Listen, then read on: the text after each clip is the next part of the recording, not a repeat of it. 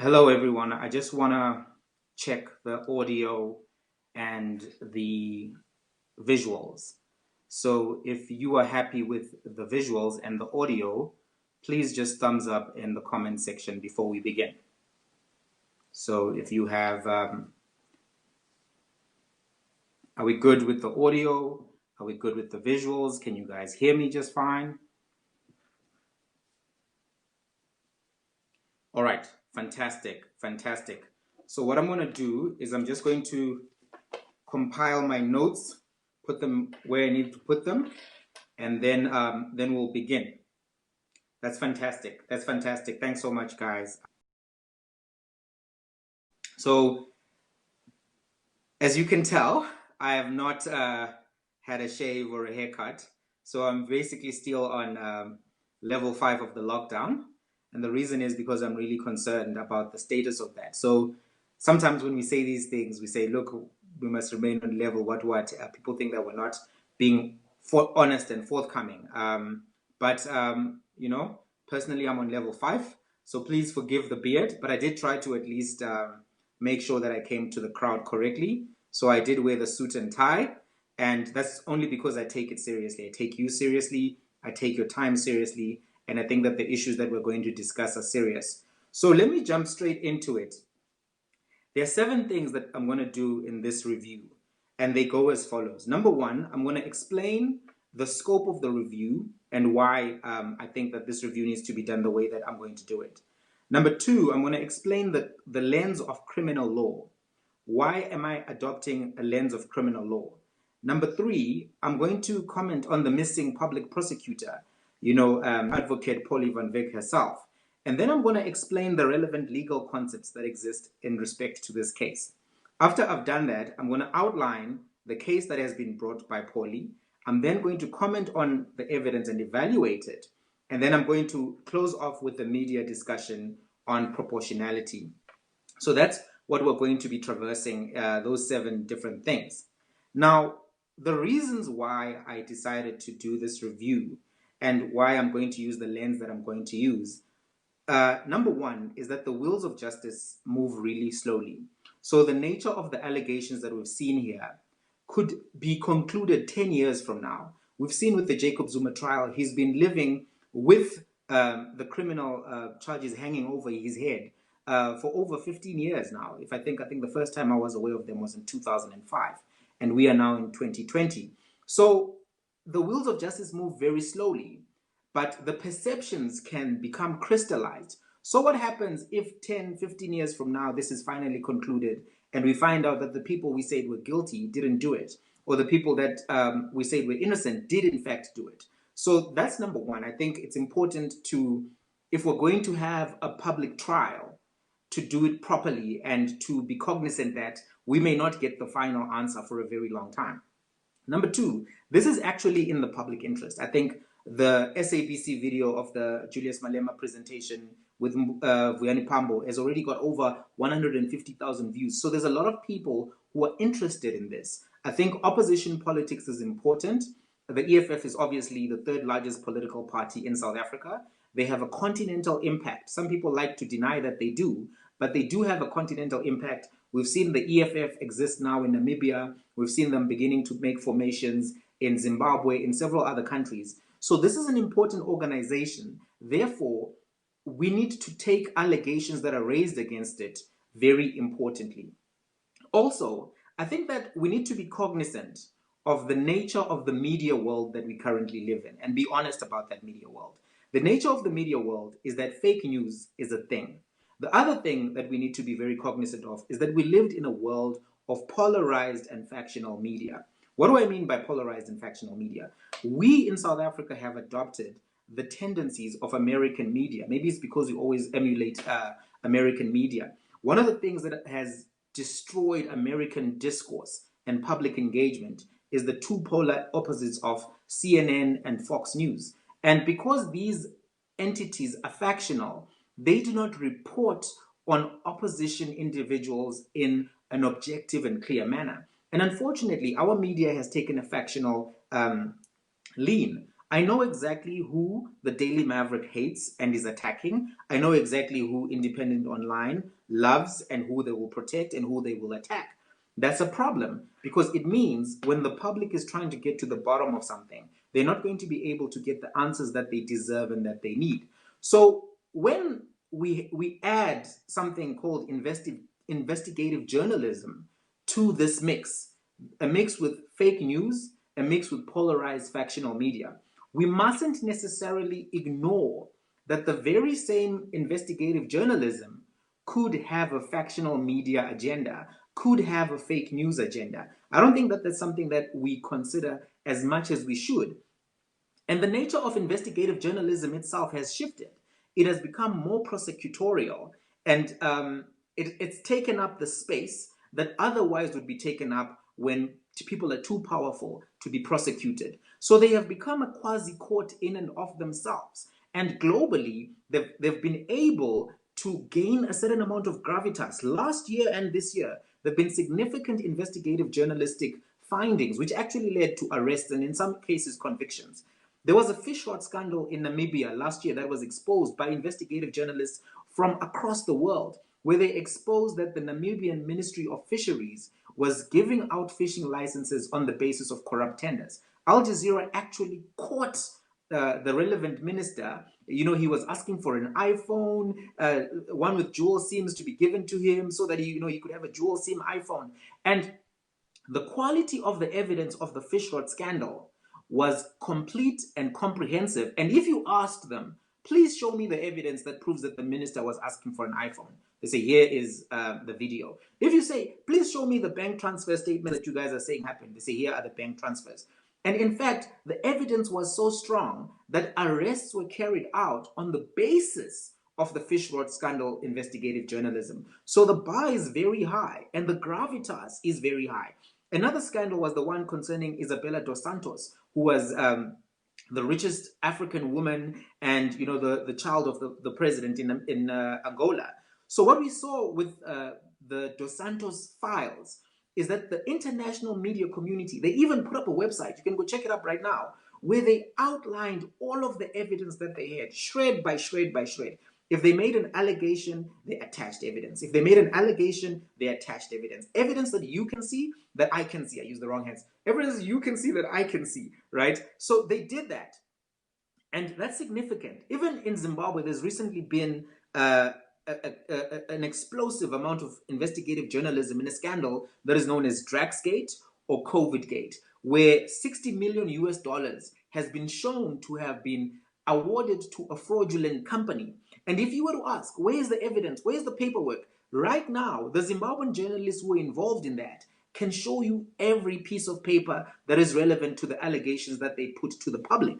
So in the instance that we're dealing with factional media, in the instance that we're dealing with fake news, in the interest that we're dealing with investigative journalism with such a serious standard, I submit to you that we have to pursue the content that we're given from the standard of criminal law, because they are coming to us with the case and asking us to make a public conviction. They are coming to us with the case and saying, for the foreseeable future, please take the position that my investigation has taken, that these particular people have done the crime. So we as the public perform a jury duty.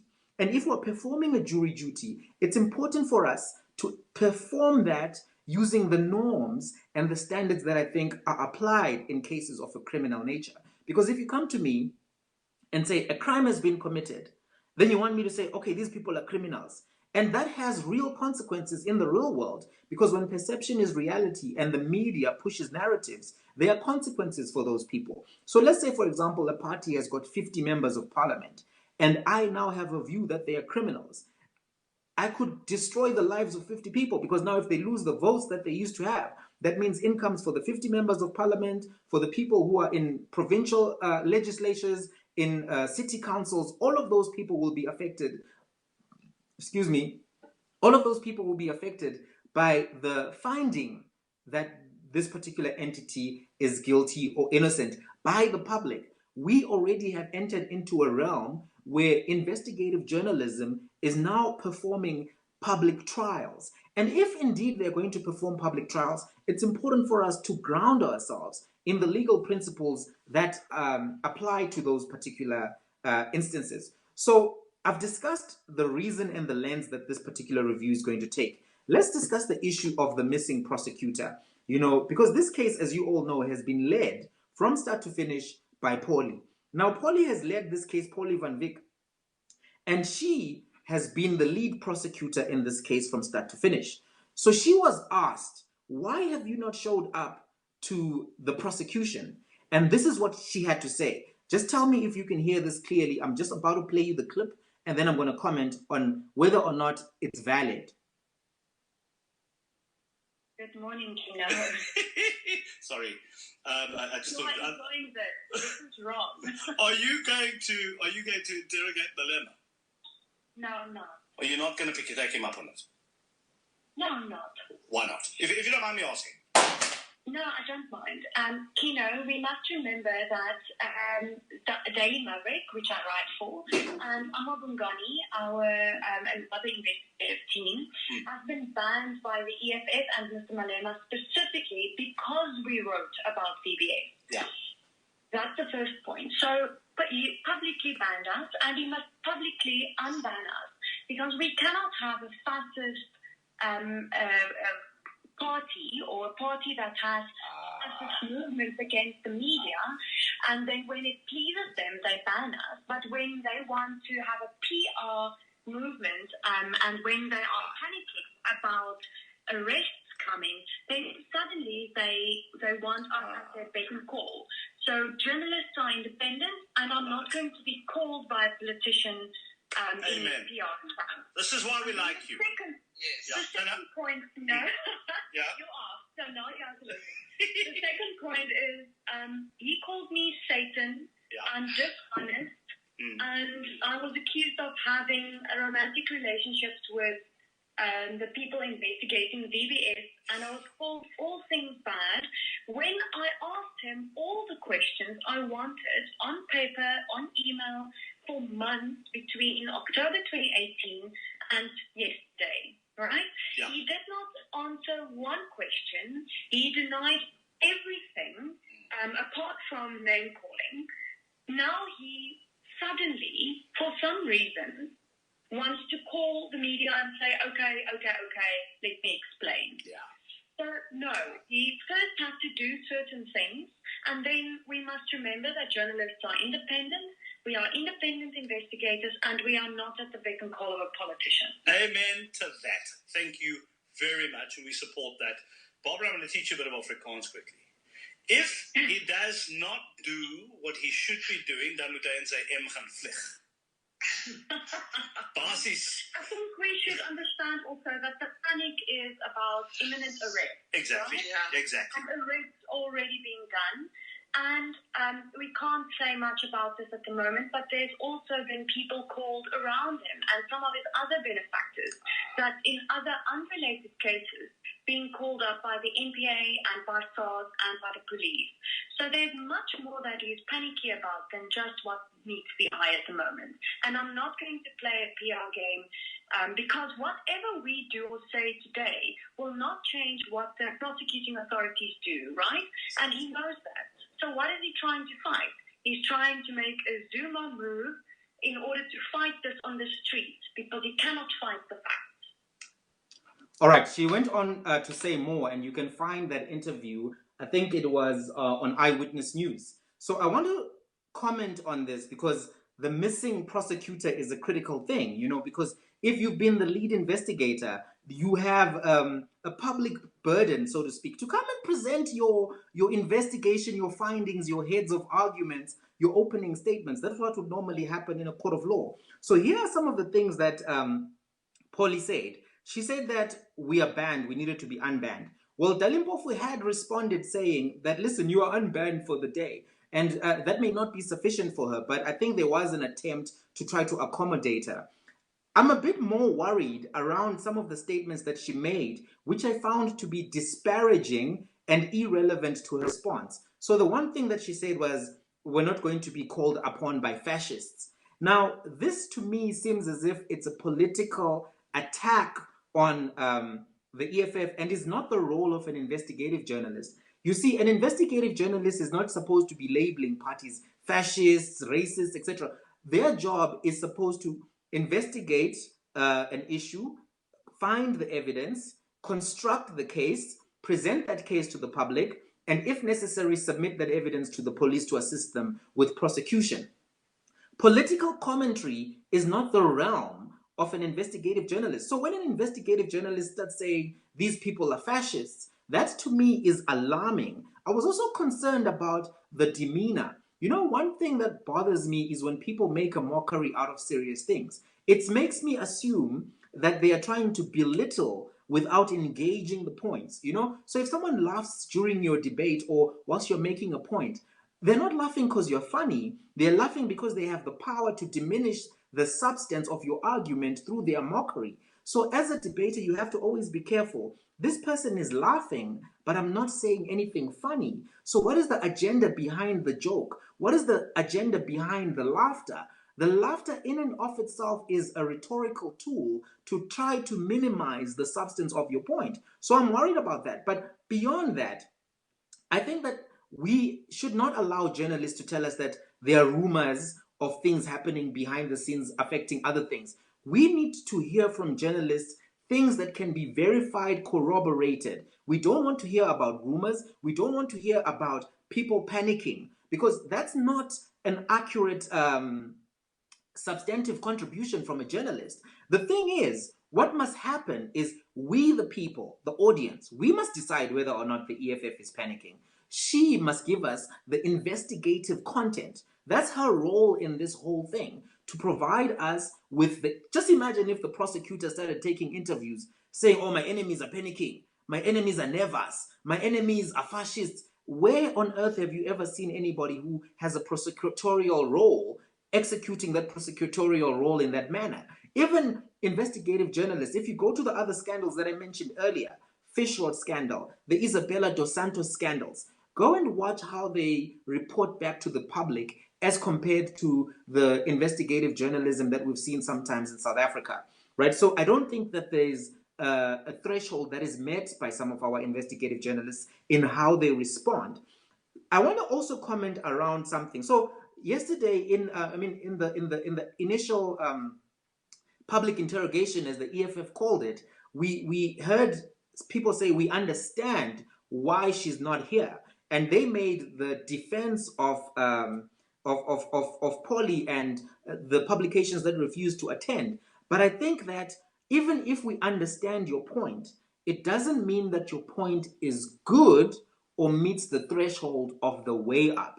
What do I mean by this? Number one, we already know there's a public interest in this matter. Number two, we already know that the allegations involved are serious. Money has been stolen, money that belongs to the people. So if indeed our concern is for our grandmothers and grandfathers who are living in the rural areas, if indeed our concern is the pursuit of justice and truth, if indeed those are our concerns, is making a stand more important than, you know, getting justice for our grandmothers and grandfathers who lost their money?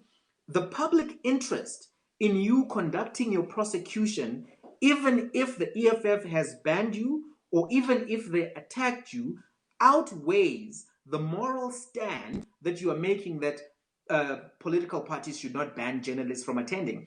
Interestingly enough, journalists do go, even when sometimes ANC politicians have said, no, this particular journalist is not allowed. So even if you are right that banning a political party is wrong, that doesn't necessitate that you are right that it's correct not to go at a critical moment such as this. Because now the attention has increased. Now we know that there are 8 people who've been arrested. So if indeed it's the case that Malema may not be tried anytime soon, because first they have to get through the 8, and this could take forever. Zuma's case took a long time. If indeed he's taking the Jacob Zuma approach, is it not more important for you to come and reveal your full case to the public so that the public can decide? Excuse me. So in that instance, I don't think that the explanation that we have been given for the absence of the lead prosecutor is one that meets the necessary test. So I'm going to move on from that because I think I've made the point. I want to now discuss the scope of this particular discussion. I'm going to look at Meruna, I'm going to look at Julius Malema, and I'm going to look at three particular criminal activities. Number one, fraud. Number two, corruption. Number three, money laundering, right? So obviously, Kaamika and Floyd Shivambu intersected those things at a particular time, but Floyd Shivambu was not the one who made the presentation, and he's not the leader of the EFF ultimately, right? So even if Floyd Shivambu is fired tomorrow, Julius Malema will still be the leader. And we all know the role that Julius plays in the politics of the EFF and generally the politics of South Africa. So he's the main actor, he's the steering, and you know, if you want to, what do they say? If you cut a fish off at the head. So it's important for us to assess, is the head of the fish rotten? Is Julius Malema sufficiently implicated here for us to be able to say Julius Malema is a corrupt politician, Julius Malema does not care about poor people? Because these are the implications of the whole narrative, right? It's just that, listen, these guys are corrupt. So before we go on, before we go into that, some of you may be wondering, this guy is about to talk about fraud and corruption and money laundering. What does he know about that? What is his expertise in those particular things? So I want to talk about my expertise on that just for a little bit.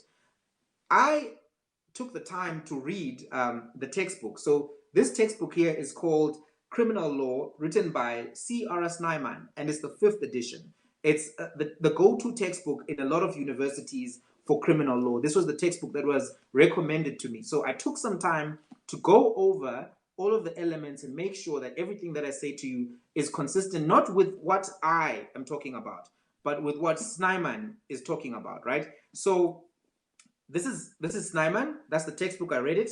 I made sure that I got, I went over my criminal law, course outline.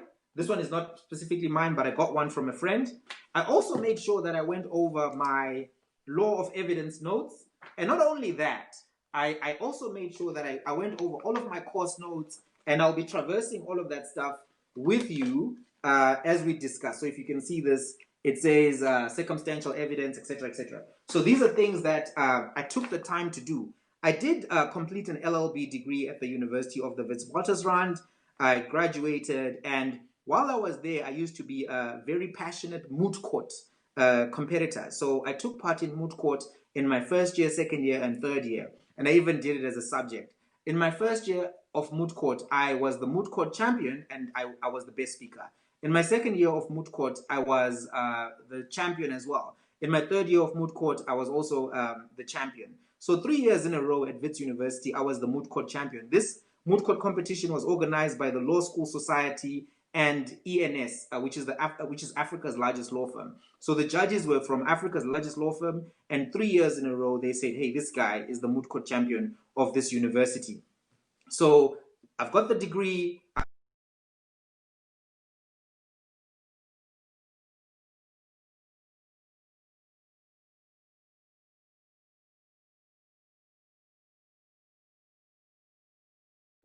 I've got the degree, I did moot court, and I went over the textbooks. Now, I don't practice law. I'm not in a law firm. I'm not doing any of those things.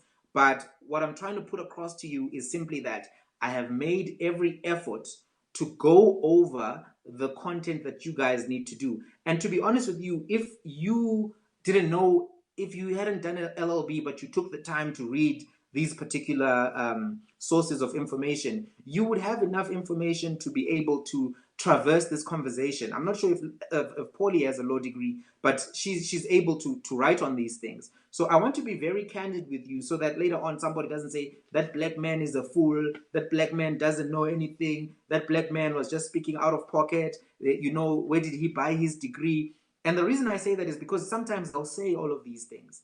They'll say, no, this guy is a fool. This guy doesn't know what he's talking about. Where did you buy your degree? The challenge, and I'm just going to make a side comment here, the challenge with speaking on things as a black person is that you always have to bring your receipts. Nobody will allow you to think mahala on these streets. You have to bring your textbook. You have to bring Snyman, Adam Smith. You have to bring everybody. Because if you don't bring everybody, they will discredit you from the jump. So even after this conversation, please go and check everything that I've said, reference it for yourself, try to find materials. If you would like me to send you some materials, I will try and bring those materials to your attention.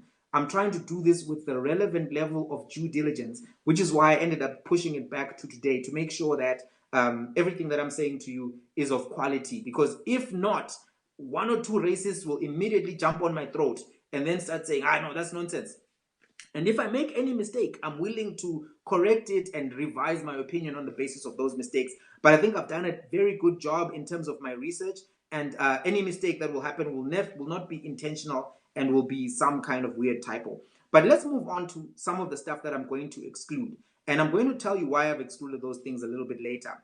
I'm not going to look at the issue of on-point tenders. I'm not going to look at the friends around Julius Malema, because I'm not going to look at some of the ethical questions. I'm also not going to look at the brand questions. I think the other day when we were watching the media trial, these things clouded the discussion at hand. This particular conversation is about VBS Mutual Bank, the money that was stolen from VBS Mutual Bank, and who is responsible for that money being stolen, and was there any criminal conduct by Julius Malema, Meruna, and in this particular instance, the EFF. So that's important for us to discuss, and I'll tell you why these exclusions are important just in a bit. Just hold on. So right now we're going to go into the element where I discuss the relevant legal concepts. It's important for us to discuss these legal concepts because remember, we are being asked as a public to make people guilty up until the time that the court does so. People will say, no, let's wait for the court now that things are moving. Excuse me, but we've seen that we can wait for courts for a very long time, but the articles will keep coming out. I've seen, I think, over 50 articles on this particular topic from different publications, but half of the articles coming from one person. So they'll say, no, things are being arrested, but read my article. And that article is casting aspersions on people and asking the public to judge them. So let's take the time. Let's understand the legal principles and make sure that we all are on the same page so that later, if something happens or there's a development, we can all say, hey, I still remember there was that video there. Let me go watch it and thingy. You can download this, whatever, like on Twitter now, you've got that downloader bot. You can download the video. I'm going to leave it up. It's going to stay up. And then you can have this, let's call it 101 discussion on the principles of law. So now I'm going to start off with the law of evidence, because the law of evidence and criminal law are both relevant to this. So I'm going to go to the things that matter in those particular categories. But can I take a sip of this juice for a second? Because I'm burping and stuff. See, there's no commercial breaks, guys. So, I need to sip this juice just to get to the stuff. Right. Evidence. Evidence is information which meets the rules of evidence. Right? Not all information is evidence. Gossip is not evidence. Aspersion is not evidence. Connecting dots is not evidence. So we need to be always mindful that we need real evidence. And I think this is where we have to challenge the journalists. But let me go on. There are three types of evidence. There's oral evidence, documentary evidence, and real evidence. Oral evidence, documentary evidence, real evidence. Oral evidence is basically oral testimony, a witness in the box speaking, saying, this is what I saw him shoot that girl, I saw him steal the money, those kind of things. Then you have documentary evidence. Any medium in which data is stored is considered documentary evidence. Paper, video, a laptop with files, a voice note on a phone, all of those things are considered documentary evidence. And then you have the third one, which is real evidence. Real evidence is evidence that can be assessed inside the chamber of court. You can touch it, you can feel it, it can be examined directly. It doesn't need somebody to toliga it. You can see it, it's real, it's there. So those are the three types of evidence that exist. Now, there are certain rules of evidence which will help you assess this. Now, someone has just said in the comments, we don't need to hear about the rules of evidence. The challenge is, I think, that we do. Because when these discussions are being held on media platforms, people are not actually attaching the relevant legal knowledge that needs to be known. So they'll do things which are outside the realm of good legal analysis. And then they'll say, find this person guilty. Find them guilty, but have you met the legal standard? We need to know what the legal standard is and if you've met it, and that's important. So I disagree with you when you say we shouldn't discuss the legal standard. It's very important. And guess what? When we were watching that media trial, it was clear that we were not looking at the elements of the law sufficiently, and that's why some of the stuff didn't reach the level of engagement that it did. Because now we're watching, it's getting emotional, it's getting to be banter. People, it didn't reach where it needed to hit. And I think a lot of people left there saying, I don't know. This guy looks very good, he looks confident, but I don't know. In fact, what do I need to know to know? So this is going to be the place where you can be to find out what you need to know. Right, there are 4 things that need to be assessed in evidence. These are the rules of evidence. Number 1, evidence must be relevant. Number 2, evidence must be admissible. Number 3, evidence must be reliable. Number 4, evidence must have probative value. So I'm going to explain each of these. Relevant evidence is evidence that is relevant where alone or in conjunction with other evidence, it tends to prove a fact in issue. It's relevant where alone or in conjunction with other evidence, it tends to prove a fact in issue, right? That's important. What is a fact in issue? You've got 2 kinds of facts in legal proceedings. You have what is called common cause, and then you have what is facts in issue. Common cause are the facts that everybody agrees on. Everybody agrees there's a VPS mutual bank. It was established in the 80s. It's operating in Limpopo. That's fine. And then there are facts in issue. Did you steal the money? No, I didn't steal the money. Why? What was this money for? No, it was for legitimate business. No, it was for corruption. That's a fact in issue, right? So now, when we assess evidence, we have to say, is this evidence proving a fact in issue? What is its relevance to that?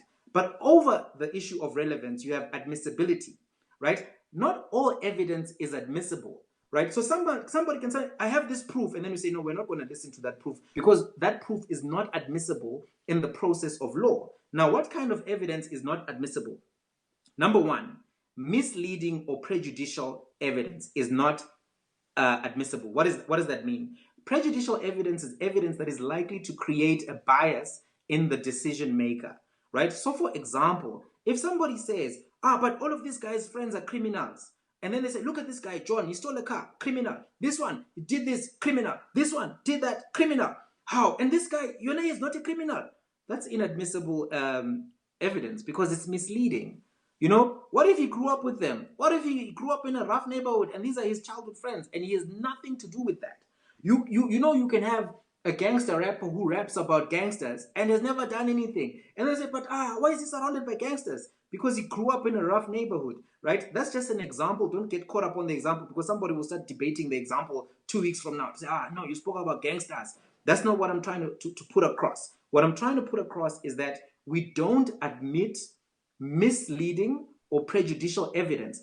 Any evidence that has nothing to do with the issue at hand or the offense at hand is considered to be inadmissible. That also includes character evidence. So, for example, if someone has been living a life of crime, we don't necessarily consider their life of crime when we're considering a particular offense. We need to prove that specific offense, and it's irrelevant what they may also have done in their life. So character evidence is inadmissible. And this is important because when you're being presented with evidence and asked to make a conclusion on somebody, it's important that you do so without any prejudice. Now, what has been happening here?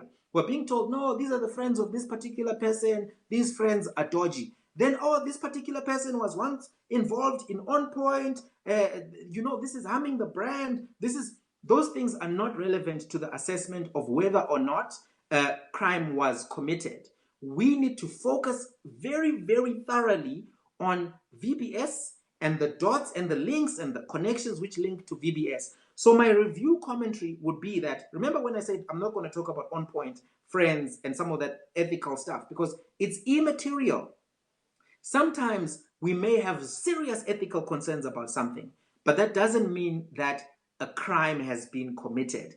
Right? In fact, when you look at some of these activities where there's wasteful expenditure, irregular expenditure, unwise tenders being allocated, those things may very well need to be regulated and corrected, but it doesn't necessarily mean that we must now conclude conclusively that a crime has been committed.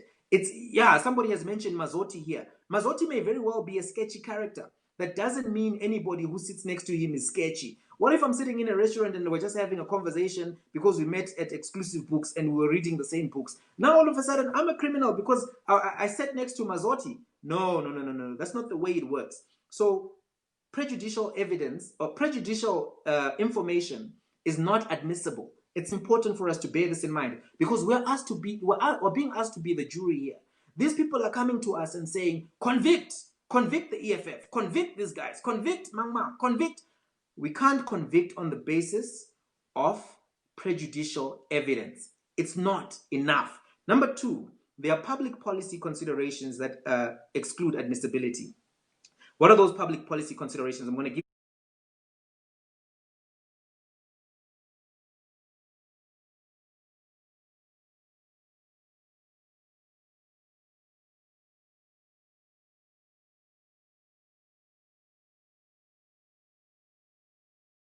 What are those public policy considerations? I'm going to give you some examples. Let's say we had soldiers at war in the DRC or something like that, and somebody said, no, I've got evidence that the soldiers are here and they're doing X. A court may not even listen to that evidence because it puts the soldiers who are at war at risk. That's one example. Two, evidence that unlawfully obtained is inadmissible in a court.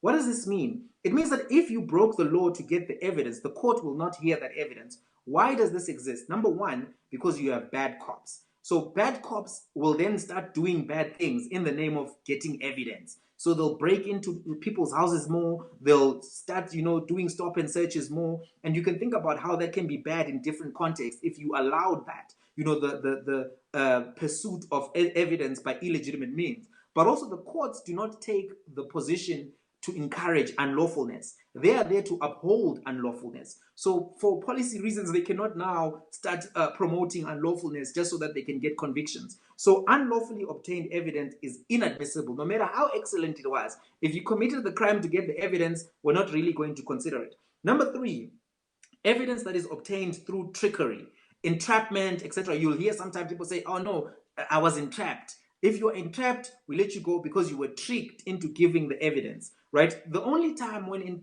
forms of entrapment are allowed, wearing a wire, etc., is if they are special conditions which need to be entered into. But that's all entering into admissibility. So remember, relevance, admissibility. The number three is reliability. Is this evidence solid or is it shaky? What is the quality of the evidence? Is it a smoking gun? Is it a fizzling fire? Is it a firecracker? What do we have? What is the scale? You know what they like to say? They say one diamond is worth more than 100 1 rand coins. So when we're looking at evidence, we want to look at the quality of the evidence and to see, is it reliable? Does it have consistency or is it unreliable? And then we also have to look at the probative value of the evidence. That's the fourth element. What is probative value? Does it prove anything, right? Does it show that the fact in issue is true or false? Not everything that is relevant is valuable from a probative element. So we have to analyze whether or not there is probative value to particular evidence. Right, having said that, I want to specifically discuss circumstantial evidence. Because remember, we need to know when we're looking at evidence whether or not this evidence is of a certain nature. Now, there are two forms of evidence, I'd say. Direct evidence or indirect evidence. Direct evidence is just what it suggests, direct. Indirect evidence, though, is called circumstantial evidence. Circumstantial evidence is not provided by direct testimony of eyewitnesses, but from associated facts from which an inference must be drawn about the facts in issue. That's what they taught me when I got to university. Circumstantial evidence is described as evidence that requires the court to draw conclusions. It requires you to stretch. And because of that, there are certain rules which are applied to circumstantial evidence. The evidence must be, it must reach a certain test.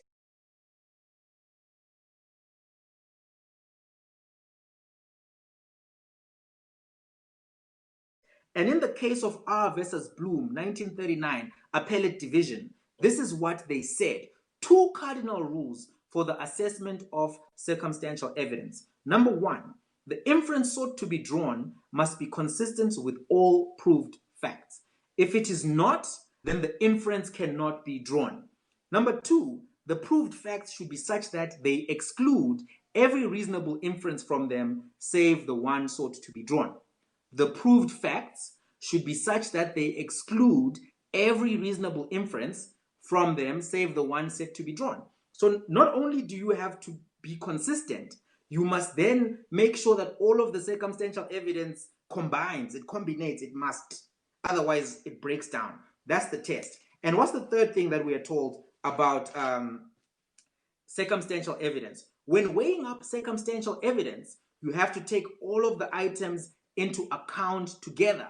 When one item does not fit with the possible inference, the inference cannot be drawn. So let's use a real example. If somebody says, oh, this guy always had a credit card around him, and then they say, okay, but you said he had the credit card with him all the time, but the credit card is now at a garage when he was in an airplane. How do you balance that? All of a sudden, the thing is falling apart because it says when one item of evidence does not fit with the possible inference, that inference cannot be drawn. Do you want the case authority for this? The case authority for this is S versus Reddy and others. And it's the one that gives us this particular thing. It says that in assessing circumstantial evidence, one needs to be careful not to approach such evidence in a piecemeal basis. The evidence needs to be considered in its totality. And it needs to be considered in its totality based on what I've already discussed. So that's what the law says in that particular respect. Now, let us discuss the onus of proof. Because now you've got evidence. Now you've come and you've presented your evidence. What's the onus of proof? When an allegation is made, the standard that exists is that he or she who alleges must prove. He or she who alleges must prove. And our presumption when we enter these things is that someone is innocent until proven guilty. Even if they don't speak, you still need to prove to us beyond reasonable doubt if it's a criminal case that they are guilty. So let's discuss different burdens. There are burdens that exist in a criminal case. There are burdens that exist in a civil case. There are burdens that exist socially. Now, a beyond reasonable doubt burden exists when we're dealing with criminal cases. That means that you have to have a 95% comfort level that the evidence proves the fact in issue. Evidence proves the fact in issue. That's what your 95% comfort level is about. Number 2, when we're looking at balance of probabilities has a 51% comfort level for proof. 51% sure, right? And I want to submit to you, because remember, this is not really a criminal case, right? So I'm going to make an argument here. I want you to make sure that you understand that this is not legal. It's an argument. In Australia, they have something that they call the Brigand standard. The Brigand standard is one that states the following. When the consequences of a decision are more serious, you increase the burden of proof from a civil burden. So even if you're in a civil court case, right, they don't use balance of probabilities, which is 51%. They say, no, this thing is so serious that we must increase, go to 75, go to 85, maybe even go to 90. So even though there's no requirement for us to go to 95 beyond reasonable doubt, we have to use sufficient conviction, if you were to call it that. The Brigand standard requires sufficient conviction, sufficient credible evidence to be produced.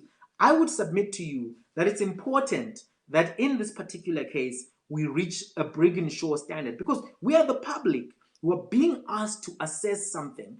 But I don't think that we can assess that thing just recklessly. I think we need to assess it in a manner that is productive, right? And if we can't do that, then I don't think that we will do justice to this issue, because the allegations are serious. You are asking us to make conclusions on the political lives of over 1,000 people work formally within the EFF. So if we're going to find them all guilty, let us do so with the comfort that, we checked everything and you are guilty. Go and account, go and farm, or whatever the case may be. if we're going to make a pronouncement on them, let's do it with the requisite level of scrutiny. You see, my concern is that in the other investigative journalism that I've seen, I've had that comfort level. I know that the Minister of Fisheries in Namibia was asking for iPhones. I saw him ask for them. I know that he set up a shell company and he got money, and I know what he used that money for because it was all shown to me. I didn't need to ask certain questions. And in fact, Namibian journalists showed it to Namibians. They didn't say, no, wait a minute, let's wait for the court case. Let's just let it be seen in court. Let it be examined. They were like, no, here it is. Go look. When it comes to Isabella dos Santos, same thing. People were like, how do we know that she got this money? They're like, nah, bank statement. They're like, how do we know that she... Here it is. Go and... There's a whole website, guys. I'm not lying to you. There's a whole website on the Dos Santos scandal by itself that has been published. You can go there. You could spend weeks on that website trying to get to the bottom of a corruption. They've put it all there for you to see. The same is true of the Drugsgate scandal in Zimbabwe. You ask for the paperwork, they show you the paperwork. So what does this tell me? It tells me that sometimes the people are not showing me paperwork. Maybe they don't have the paperwork. And maybe they're giving me an excuse and not a reason. And I think we need to make that distinction. We need to ask, and this is my challenge to everybody. Let us start asking for evidence that meets the threshold and is relevant, admissible, reliable, and has probative value. Let us not just be taken for a ride. Let us remember what the standards are. The standards being that we need sufficient proof. We can't just, this thing of saying, I have sources. My sources told me, don't worry, I saw it. I worry about that because I don't know your sources. I don't know their agenda. And I don't know you. I don't know you like that. We don't know these people like that, guys. You guys don't know me like that. I don't know you like that. If I all of a sudden come and I start making accusations of a serious national nature, you must be concerned. But I'll tell you another reason why I'm a bit skeptical. I'll tell you why. When the Daily Maverick last year, when they were investigating during the inauguration, what is it called? Yeah, when the swearing-in ceremonies of the MPs, everyone was jiving and they were having a good time. They were buying Zara so that they can look nice as MPs. I actually think if you're an MP and you buy Zara, that's not the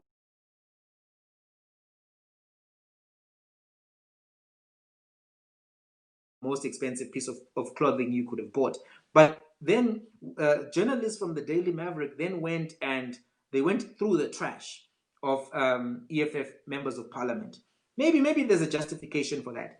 But beyond going through the trash, they then took used condoms and they kept them. I was listening to the radio and Xavier Makeza was interviewing the lady, and then she's like, yeah, and I kept the used condoms. I was like, huh? Used condoms of members of parliament? I mean, think about that. Let's just think about it, guys. I've seen a used condom, right? For obvious reasons, I've seen a used condom. It's nasty. My used condom is nasty. What about someone else's used condom? What if condoms even? So you take them and then you put them in a Ziploc bag. I'm assuming it's a Ziploc bag. And then you put them in the cooler box. And then you put ice in the cooler box. And then you put them in your car. Then you drive wherever you're going. Then you put them in the fridge. And then you buy a fridge, because I'm assuming you're not going to keep them in your fridge from home, right? So you must now buy a new fridge for the used condoms of the EFF. Think about that. Now, later on, you come back and you say, trust me, my sources are legitimate. Trust me, everything that I'm saying to you is above board. But I don't know if I should trust you, though. You are going to keep used condoms. Are you trustworthy? Are you trustworthy? What have you done to convince me that you are worthy of the trust? I should not trust you because your conduct before this happened, before there was a VBS announcement, before October 2018, or actually it was a bit after, but your conduct even after, how can I trust you? How can I come and just, this is above board. These are quality people. I think I'm not casting aspersions on the truthfulness of their sources. I'm saying after you've taken used condoms and put them in a fridge, I'm going to be very skeptical about everything that you produce in front of me. I'm going to ask for every receipt. And I think it's fair because I don't think that you're being objective when it comes to these particular people. I don't think that somebody who is, no, I'm not trustworthy. Somebody's asking if I'm trustworthy. No, don't measure me on status. Measure me on what I'm producing, because you don't know my agenda. You don't know if Julius Malema paid me to make this video. You have no way of knowing that. And because you have no way of knowing that, it's important for you to check everything that I've said. Check everything that I've said. Double check, triple check. And I think that everything that I've said thus far will be in line with reason, fact, and legal theory. And this is why I'm saying we need to ask. We need to ask the questions. We need to ask the questions that are important around the quality of the evidence. It's not enough for you to tell us, I've seen the stuff. Show us the stuff. Show us the stuff, or even invite all of the journalists in the industry and show them the stuff. Because there's a reasonable point that has been made, and that point is as follows. Some evidence can reveal sources and put them in danger. Let's assume that that evidence exists at that level. You know, somebody's very close to Julius and they're the ones leaking the information and they're scared for their life because you never know, maybe they're dangerous people who could kill them. Let's assume that that's true. Invite every journalist who you trust from different publications. Have them sign a non-disclosure, right? And then show them so that they can tell us, we have seen the evidence. It's there. If she says it's there, it's there. We've seen it. We can't show it to you for obvious reasons, but it exists. That hasn't been done. That hasn't been done, right? If you can't show everybody the evidence in the industry, then should we really trust its probative value, its authenticity? Now, I'm gonna say this in respect to this. One of the journalists said, I haven't seen the evidence. I can't back it up. So I'm going to ask my own independent questions. And that's the journalist that I think a lot of people said, no, this guy is doing the right things in this interview. He didn't say, I've seen this, it's like this, etc., etc. He said, I haven't seen it, so I can't make that conclusion. I think that's fair. I want to give you an example. There was a time when Bloomberg was reporting that China had bugged Apple and several. So Bloomberg was asserting this. They were saying it on their platform. And then The Verge and New York Times and Washington Post, they did their own independent investigation and they could not corroborate. So then they said to Bloomberg, either share your data with us or we can't back up your reporting. We can't report on stuff that we haven't seen, that we can't independently corroborate, because that's how media should operate. You shouldn't just assume that because someone else is media, they're also telling the truth. You should be able to independently verify that. And I don't think that independent verification has occurred. What has occurred here is that somebody has given us a version and a narrative, and that has become the industry narrative. That is a dangerous precedent to set. It's a dangerous precedent to set, to just say, we trust person X tells us that this happened, they are being truthful. That can destroy democracy. That can destroy civics. And as civilians, we all have to be thinking, no, man, show us more proof. Show us the quality of evidence that will get us where we need to get to. Having said that, this is what other scandals of an investigative nature have done. They've shared the information with other journalists in the industry to make sure that the information can be verified, corroborated, so that when it's presented to the public and they are asked to take a drastic viewpoint on people, that drastic viewpoint can be taken fairly. That drastic viewpoint can be taken with comfort. So when people say, no, your life is over, you're falling, whatever, they're sure. They're like, no, we saw it. And our trustworthy journalists have told us. Remember at the beginning what I discussed. I said to you, South African media has become very factional. And that's problematic. It's problematic because when media becomes factional, it's no longer pursuing the interests of the people. It is pursuing the interests of its faction. So Fox News pursues the interests of Donald Trump over and above the interests of Americans. CNN pursues the interests of the Democrats and Joe Biden right now, as opposed to the interests of everyday Americans. So they come to those platforms to find the truth, but what they are getting is the version that best favors the faction that media has chosen. So that's something that happens, and I don't think it should happen. I think as far as possible, the media should try to stay in the center and inform the people. So I've heard some analysts in South Africa say, no, it doesn't matter. You know, we can be in politics, we can do this, we can do that. You know, we just need to tell people, no, we're factional. But that's not true. I think it's true that we need to actually try as best and as far as possible to operate within the media the same way that we have the standard on judges, the same way that we have the standard on ombuds, to say, listen, can you make sure that you are as factual, as evidence-based as possible without necessarily being biased towards your faction? That's what we need. And if we don't get that, we get taken for a ride. You know, sometimes you think the media is telling you the truth. It's like what Malcolm X said. Malcolm X said the media can have you believing that the villain is the hero and the hero is the villain.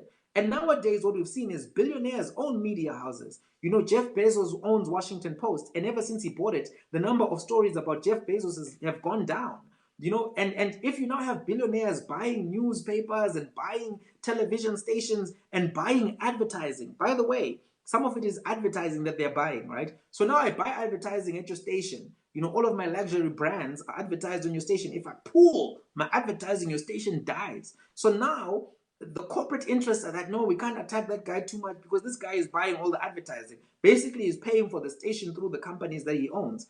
And that can affect the quality. So as far as possible, I think we need to remove the factionalism in the media, not exacerbate it. We must not follow the American example. Not everything American is worth following. Not everything that we saw on American television is worth replicating. Look at America now. It's divided. It's hateful. It's in retrograde, right? So it's retrogressive. So if you think about it, why would you just, oh, this is what they do in America, let's do it, right? We need to look at the principles. We need to look at the values. We need to look at the standards and ask ourselves, what is in the best interest of our consumer in South Africa? How do we best serve the media consumer in South Africa? Does factional media achieve that? No, it doesn't. But because factional media does exist, we then need to examine evidence through the lens of the rules of evidence. Otherwise, we'll be chowed. We'll be chowed, right? Just a funny moment. I always wonder whether you can balance JJ and serious content. So we'll be chowed. I don't know if it works. I don't know if it works. Right. Now let's go to the elements of the crime, because those are important, right? I'm going to define fraud. I'm going to define corruption. I'm going to define money laundering. Why are these important? Because we need to understand what people are being accused of, right? So we need to know what is the evidence and what is the crime. Those two things go together, right? When you go to a court, you don't just come and say, here's some evidence. The judge will say, well, what is the crime? Prove the crime. We need to know what is the crime, what is the evidence. You need to meet both. And we need to understand what are the elements of every crime. Otherwise, we'll be told that a crime is committed or something unethical has been done. And those two things are different. It's very important to know. If we're making an ethical assessment, let's be clear. We don't like what you guys did over there. And then maybe we'll vote one way or another. But if we say you are a criminal, you are a looter, you are a this, let's make sure we can back that up with the elements of the crime. So I make no apology for taking all of this time to go through the content, because I think it's important that that content is given. Right. Now, fraud. Fraud is defined as the unlawful and intentional making of a misrepresentation which causes actual prejudice or which is potentially prejudicial. What is my source for this? Am I making this up? Am I sucking it up from my thumb? No. It comes from page 531 of Snyman's textbook, Criminal Law. And all of the other definitions come from this textbook and the relevant legislation. So fraud has four elements. Number one, misrepresentation. Number two, prejudice or potential prejudice. Number three, unlawfulness. And number four, intention. All of the elements of the crime need to exist in order for us to say so-and-so is fraudulent. Something can happen, and I can be implicated in something bad happening. That doesn't necessarily mean that I committed the crime. And that's what we need to be asking ourselves as a public, right? So let's go through misrepresentation. Misrepresentation is defined as a perversion or distortion of truth. It can be express or it can be implied. So you can pervert truth through implication or expressly by lying. It can also be by commission or by omission. So that's misrepresentation. Number two, prejudice or potential prejudice. Prejudice is harm to another, and it's risk of harm to another. So it can be harm, as in demonstrable harm, or risk of harm. So misrepresentation, prejudice, both have to be there. And then number three, the unlawfulness. It has to violate the law. So the conduct in question has to be offside. It has to be a conduct where the referee can pull out a yellow card, red card, offside, or those kind of things. And then number 4, there must be intention, right? And intention must be intention to make a false misrepresentation, right? So the person in question X, they must know that the representation is false, and they must have an intention to defraud, right? So an intention to defraud is distinguished from a mere intention to deceive. So even if I had an intention, right, you must still prove that I had an intention to defraud, not necessarily to deceive. Those are the elements of fraud. Now let's look at corruption. The general definition of corruption is as follows: a person who directly or indirectly accepts, gives gratification to act illegally in a biased manner, or to influence another person to act in a manner where this amounts to an abuse of authority or the violation of a legal duty or set of rules. For members of parliament specifically, right, this is the rules. Corruption includes unauthorized or improper influence to do or not do anything, such as the exerting of improper influence over the decision making of any person performing his or her functions as a member of parliament. The elements of the crime of corruption, specifically to members of parliament, will be the illegal, dishonest, unauthorized act, which is an abuse of authority, an illegal application of duty and or rules, right? So also it's important to outline that the giving or receiving of gratification can include money, donations, gifts, favors. And also, it's important in assessing the crime of corruption to look for what they call the quid pro quo. It's important for us to see the benefit and to see the action of the benefit, right? So if, for example, politicians have been given money, we need to see, where did they do the thing? Did they vote in your favor? Did they not vote in your favor? Etc., etc. That has to be established. Now, there's another definition which is important to put out there. Remember what I said, guys. You can check out all of these definitions in this book, Criminal Law by C.R. Snyman. It's used at WITS, UJ, many other universities. Right. Number 4 is money laundering. The definition of money laundering is an activity which has or is likely to have the effect of concealing or disguising the nature, source, location, disposition of movement of the proceeds of unlawful activities, or any interest which anyone has in such proceeds. The elements of it are, there must be a process, and that process must be to conceal the origin, the ownership, the source of money, and the money being concealed is the proceed of unlawful activity.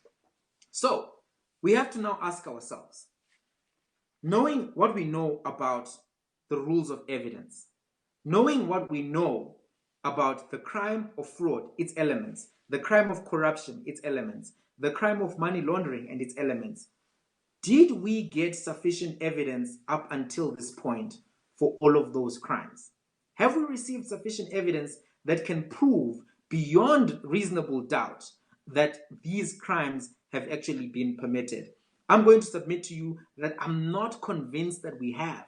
I think that more journalism still needs to be done. More questions needs to be done. Now, I'm going to tell you why I say that, right?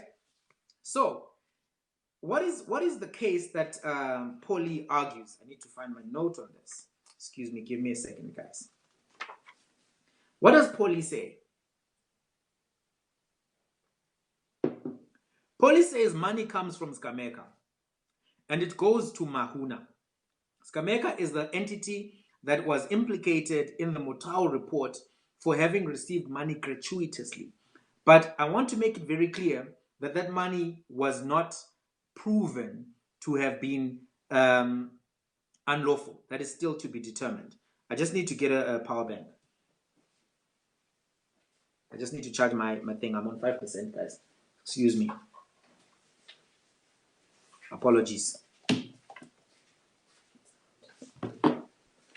Let me just, sorry for this, ne? I thought it was going to last, but I will just try to arrange here.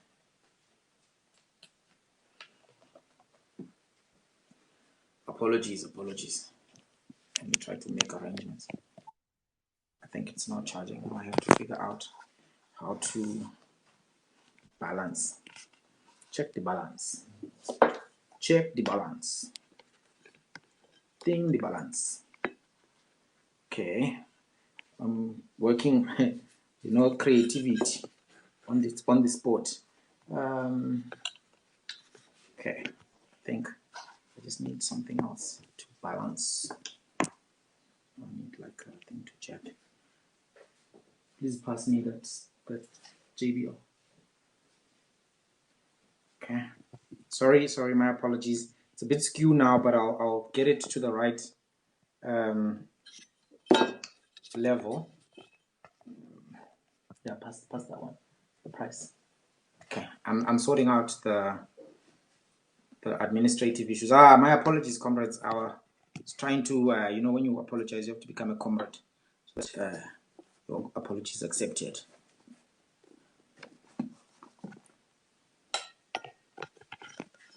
Someone is like, why is my device acting up now that I mentioned poorly? It's a sabotage, I tell you. It's a sabotage. Yeah, I think that one. Okay. Okay, I think I know what I'm going to do. Okay, I think I'm balancing it. You see now, enemies of progress. Enemies of progress. Who is sabotaging me there? Who's praying against us, comrades? When you apologize, you must be political. Okay, I think we're making it. All right. Okay, we're back. Sorry about that. So now let us discuss. Yeah, somebody said when I mentioned Polly, then things started getting tricky.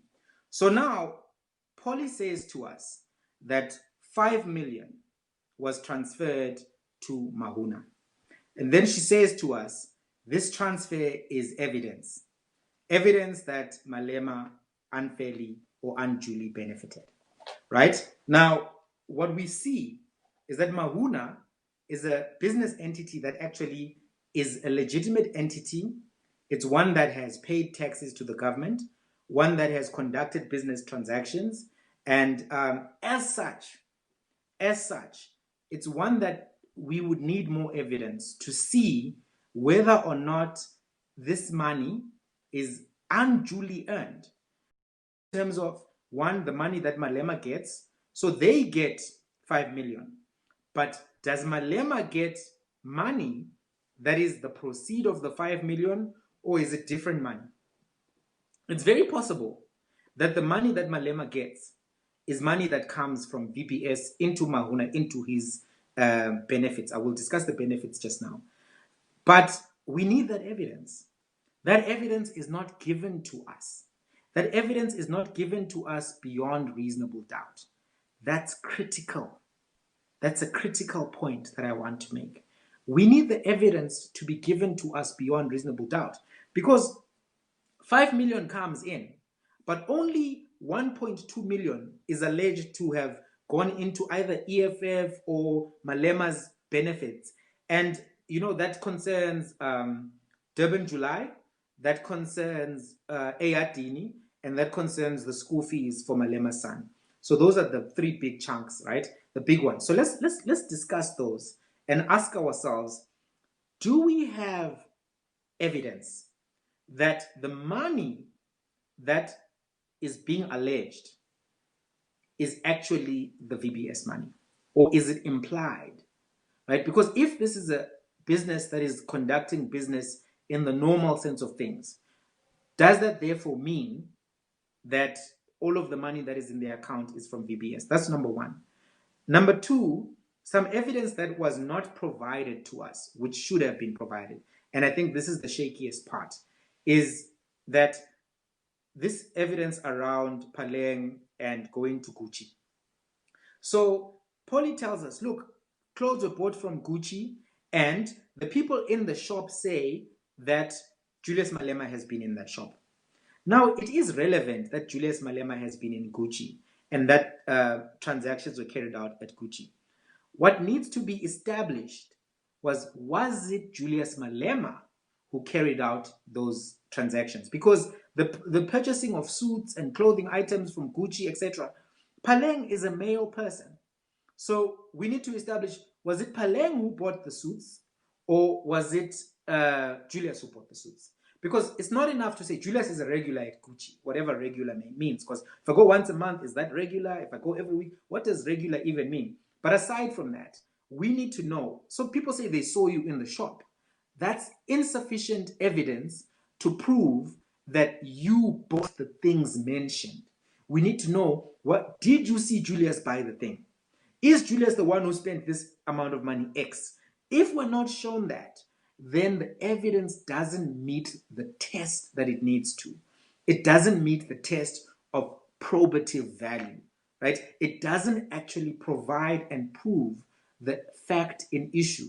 The fact in issue is, did Julius benefit from this Gucci sneaker or whatever it was, right? You need to prove that link.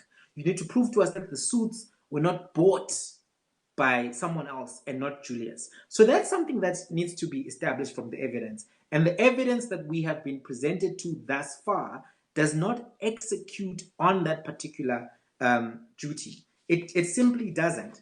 Now, the thing where I think that Julius is the one who needs to explain to us, and this is for the ones who thought I would just let him go without any what you might call any tough questions, is why is Paleng paying your son's fees? What is the transaction that you guys did that makes Paleng pay your son's fees? That's something that is important to answer for clarity purposes. But I don't think that we've been shown sufficient evidence that this is corrupt money or the proceeds of corruption. But I think Julius does need to answer this. I want to mention something about the travel records, because Polly comes and says to us, there is a credit card. This credit card is associated with Meruna, which is associated with the 5 million, which is associated with Kaamika, which is associated with VPS, in that they got an amount of 16 million, and that 16 million then trickles down all the way. So the credit card is submitted to us as the proof. But remember what I said the standard was around circumstantial evidence. And I'm going to repeat it so that we're very clear, right? 2 cardinal rules that come from R versus Bloom. The inference sought to be drawn must be consistent with all the proved facts. If it is not, then the inference cannot be drawn. Number 2, the facts proved should be such that they exclude every reasonable inference from them, save the one that is sought to be drawn. So now, we're being asked to conclude that, listen, when he was in the Northwest debating land, this card was used. So Julius says to us, Paleng is my boy, we were together. Maybe not. Right? There I've got a question. But in Limpopo, for his grandmother's birthday, for Christmas and New Year, I mean, I've been black for a very long time now. I would like to say all my life, but I can't remember the earlier days. So maybe I did a Michael Jackson, but in reverse. You know, who knows? Who knows? But I've been black for a while. And I know that during Christmas, December, those kind of holidays, people spend time together. People will be together. So it does seem to me that the inference that can be drawn here is that Paleng was in Limpopo province with Malema during Christmas, because that's what people do during Christmas. Durbin, July. Let's discuss that. So Julius Malema tells us, listen, my cousin had a stand there. You know, Paleng had a stand. He was doing his thing. Okay, can it be proven that Paleng had a stand?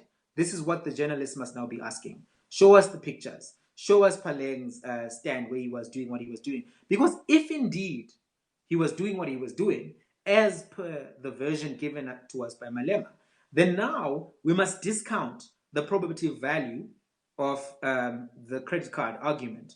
We must now say, listen, maybe it's relevant, maybe it's admissible, but the probative value of it is such that, you know, it's not that much, and this reliability now is being called into question. I'm talking here, someone is saying Paleng. I'm talking of Matsobana Paleng. That's the entity who is involved in Meruna investments. So that's for the person who was asking that question. So can you see that this issue of Durbin July is one that needs further exploration, right? And then also the issue of Ayadini. For me personally, to hear that 454,000 was spent on a birthday celebration, I do have questions. This is a very big birthday celebration. Also, why is this guy blessing you so much? But to be honest with you, even though I have my ethical questions, I need to then ask, has the test in R versus Bloom been met for the circumstantial evidence? That test being, the inference sought to be drawn must be consistent with all the proved facts. And two, the proved facts should be such that they exclude every reasonable inference. If they don't exclude every reasonable inference, maybe this guy is a blesser. Maybe this guy was just hanging out with EFF people and thought, hey man, I've got money, I'm rich, let me buy them stuff. And you know, the funny thing about money in South Africa is that some people have a lot of money. Someone was saying that they saw somebody spend 2 million in Cape Town. They're like, hey, we know you're talking about rich means, but you spent 2 million. And I was like, huh? You saw somebody spend 2 million. I didn't even know cards could swipe like that. I didn't know that cards could swipe 2 million in this country. So, I mean, I didn't even know that that was like a credit limit that was available for people, to be honest. But people have seen each other swiping 2 millions. I was like, damn, son, I'm behind. People have 2 million in their card to swipe. They're done. They've won the video game. You know that level of Grand Theft Auto where you've got all the money and then you can just drive around and shoot everybody and buy every kind of gun and do whatever you want because you got all the money in the video game. If you've got 2 million to swipe in Cape Town waterfront, yeah, you got a lot of money. People have money out there. So I didn't know that, but people have money, right? So I'm not going to like now start judging how people spend their money. I think the other time we saw a bill, people were driving somewhere in the clubs and the bill was 100 and something thousand. We saw it on social media. It was here on Twitter. I thought to myself, hey, 160 something in a club to drink something that you're going to piss. I couldn't believe it. I just, up to now, I still can't believe it. People are tipping 20,000, 40,000 tips. So even though, all of this is to say, even though I find 500,000 Ayadini to be a lot of money, I clearly don't have that kind of money. I'm not in that game. That's not my level. So even if it seems like it's a waste of money, someone will never do it. If they're balling, I don't know what they're doing. So what I need is evidence. That's the moral of this whole story. I need evidence. I need evidence that really proves the aversions that you want me to accept. Because you are asking me to make a finding as a member of the public, a finding of guilt. You are asking me to find that fraud has been committed, that corruption has been committed, that money laundering has been committed. But you haven't given me the evidence I need to get to where you want me to get to. And I think it's important for us to ask, listen, you haven't finished the job, right? And I don't know if I accept the version that no, things are moving, everything will be revealed in court, because there was once a time when we were told things were moving for the on-point tender thing, and then they didn't move, and then now it's in the air. So if you have a case and you want us to accept, do what everybody else did in the fish rod scandal in Namibia, in the Dos Santos scandal in Angola, in the drag skate scandal, which affected Zimbabwe. And there was even another scandal in Namibia now also, which involved Zimbabwe. And the Namibians were very upfront. They were like, here's the thing. No, we're not involved in that. And I'm saying this to say that there are standards that have been set. There's best practice that has been set. And investigative journalism in every country has to meet that standard. That's all that I'm saying, right? So someone is going to say, no, biased, this guy is biased. Guys, the truth is not biased. The truth is the truth, right? And this is the truth that I'm telling you. If we were able to get sufficient evidence from the fish rod scandal, why can we not get sufficient evidence for this scandal? If we were able to get sufficient evidence for the Dos Santos scandal in Angola, why can you not give us the sufficient evidence for this scandal? If we were able to get sufficient evidence for the drag scandal, why can you not give us the sufficient evidence that reaches the burden of proof that you want us to reach. Because you are asking us to make a heavy conclusion. You're asking us to make a heavy conclusion. And in order for us to meet you at that particular place, the evidence has to be 1, relevant, 2, admissible, 3, reliable, 4, it has to have probative value. Otherwise, we cannot reach the burden of proof that is required. And remember, it must prove all of the elements of the crime that you are alleging. Because the standard in law is he who alleges must prove. That's the standard. And I'll tell you something, is that something that's weird, and this is part of the review. The media has shifted the burden back to the accused. They've now started saying, we'll say this about you, but now you must prove it to be false.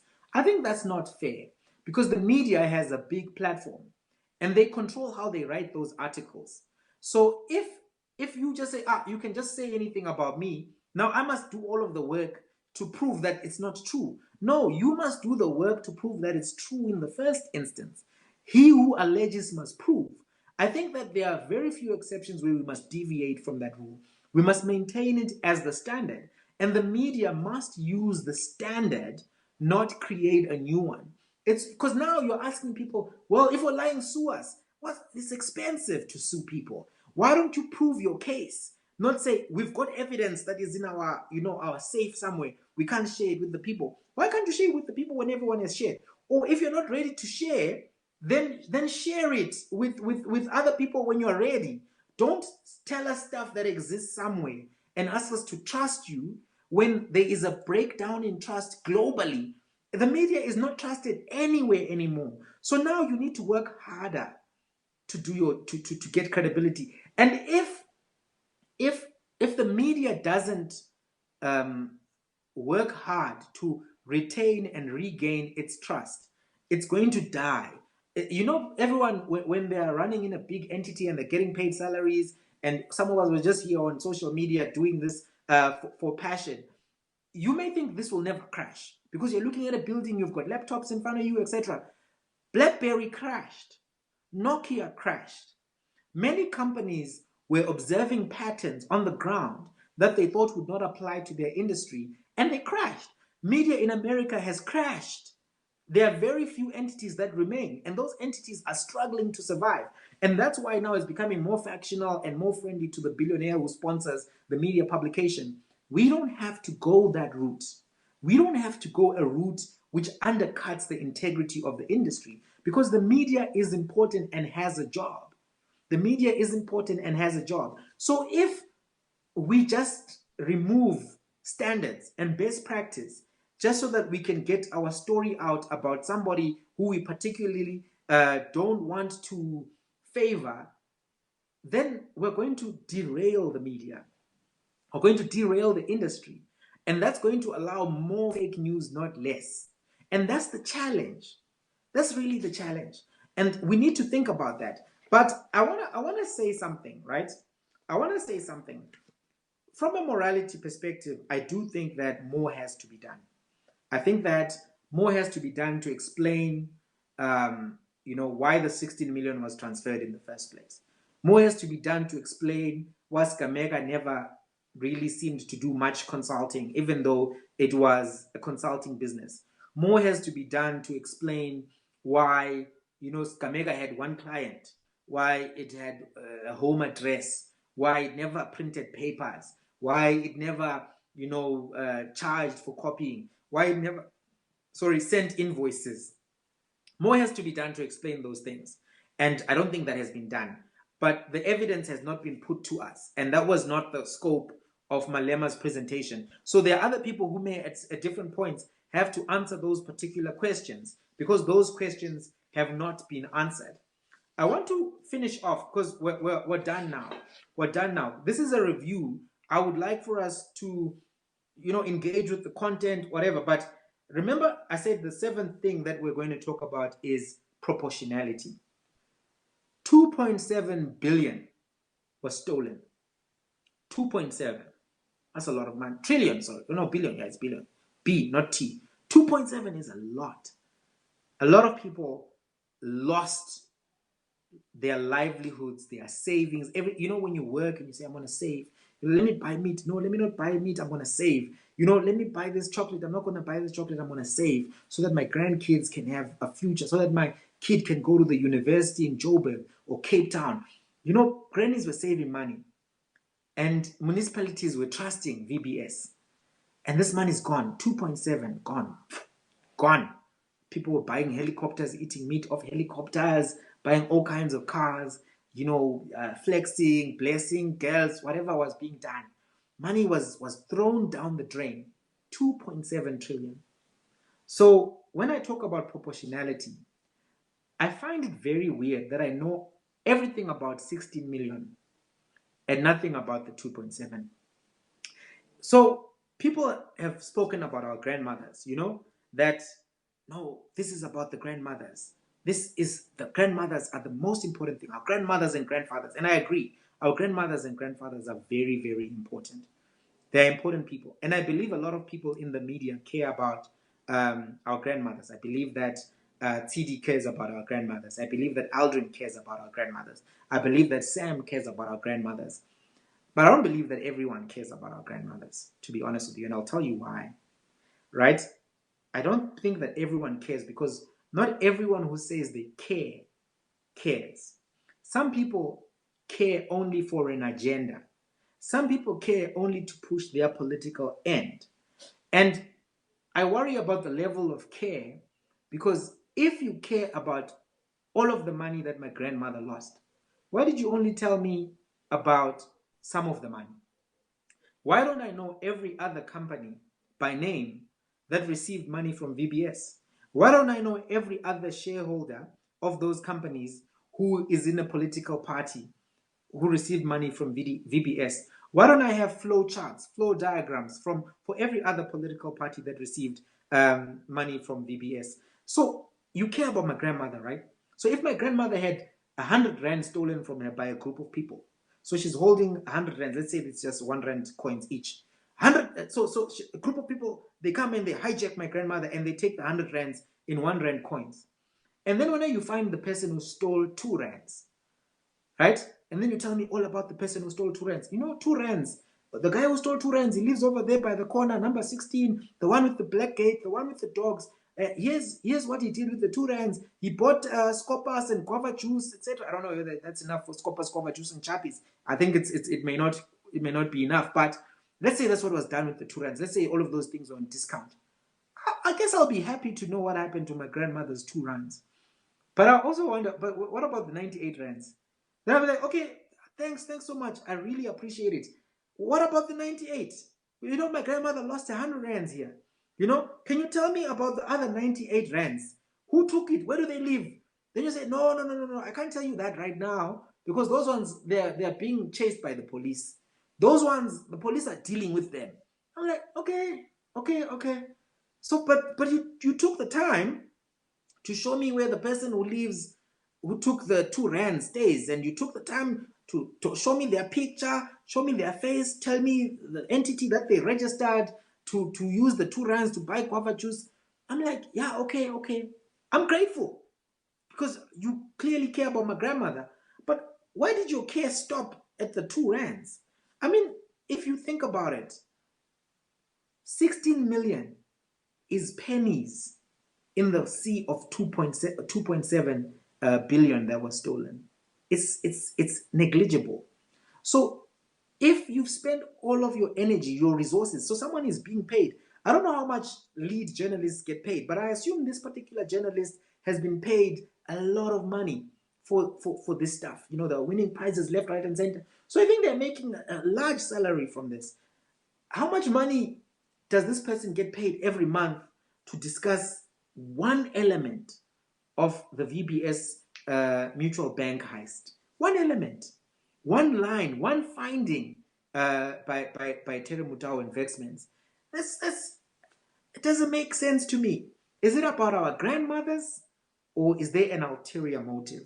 In administrative law, they say to us that an administrative law that is carried out for ulterior motives will be deemed to be unlawful if indeed the ulterior motive existed. So that means if you come and say, no, I'm doing this because, we need more people on the streets to have X, Y, and Z. And then we find out later on you were trying to just push your own thing. Then we have to now think, is there an ulterior motive? And what is that ulterior motive? What is the ulterior motive that exists for you to spend a lot of these resources, to take all of this time from 2018 up until now, June 2020, from October 2018 up until now, June 2020, you have told us everything there is to know about this group, and you've told us very little about all of the other actors. That's something that I think we must ask, because it's important to understand. That's not to say ultimately that I don't think something bad was done here. That's not what I'm saying. What I'm saying, and this is the conclusion of my review, is that we needed to see better evidence. The evidence that has currently been presented to us is incomplete, and we also need it to be properly balanced. Let's get the same energy across the board, because we care about justice and truth. We care about making sure that our grandmothers get justice. I don't think that we need part justice. I don't want justice for the 2 rands that my grandmother lost. I want justice for the 100 rands that my grandmother lost, because that 2 rand is not going to buy me anything in the bigger scheme of things. I need the whole 100 rands. And if it's multiple grandmothers who were robbed, multiple grandfathers who were robbed, surely then it's more important that full justice is executed. And if you extend further, have you given us the same level of scrutiny for all of the other scandals which exist and are concurrently happening, for all of the municipal graft that is happening? And also, when we look at your industry, we have a bar that has been set. You're not coming out of nowhere. We know what happened with the fish road scandal. They've got a website. We can search it. We can read every file. All of the evidence has been presented at the sufficient level. You could convict based on the website. If the lawyer doesn't do anything and just goes to the website and argues what they presented on the website, they will get a conviction. If you look at the Dos Santos files, comprehensive financial analysis, they will track for you and explain to you every little transaction. You can convict based on the evidence on the website. You can just literally click download, go to the court, convict. Even a cop, I don't even think cops are investigating anymore. They're just going to the website and they're downloading because a work has been done for them. That's quality investigative journalism. Same applies with Drugsgate. People can show you stuff. They say, here's the paper, here's the sufficient evidence for all of the elements of the crime. Because not just for 1 or 2 elements of the crime, for all of the elements of the crime. That's the standard. And it's important that the standard is met. The standard must be met, because you're asking us to make a very, very serious conclusion. You're asking us to judge for a period of time which could be long, because these things could never get concluded. You're asking us to make heavy decisions which could heavily impact the people who work in the political parties, the people who are families of those political parties, the people who are members of the political parties. You are asking us to make a big, big decision. And because the decision is serious, people don't ask juries to connect dots. They don't ask the jury to connect dots. They give the jury evidence which reaches the burden of proof for the charge. If you are doing a trial by media and you're asking us, the people, to be the jury and to be the executioner and to deny political aspirations, please give us the sufficient evidence. Please. I'm going to end it there, guys. I think it's been long. I didn't really envision taking questions, that kind of thing. I don't want to be diverted. I'm going to save this video. You can watch it. We'll discuss in the replies. Thank you so much for your time. I know this was long. I know it took a lot of time, but I think that it was important to give you the best oxtail that I could cook, and then you can digest it, you can review it. If you have comments, criticisms, please provide those. And I'm not a member of any political party, by the way, just so that you know. I'm not. I work with different political parties, different people, different agencies. I help in consulting and stuff like that. But most times it's not even on a formal basis. So that's just me. Sometimes I will take the side of the EFF. Sometimes I'll take the side of the ANC.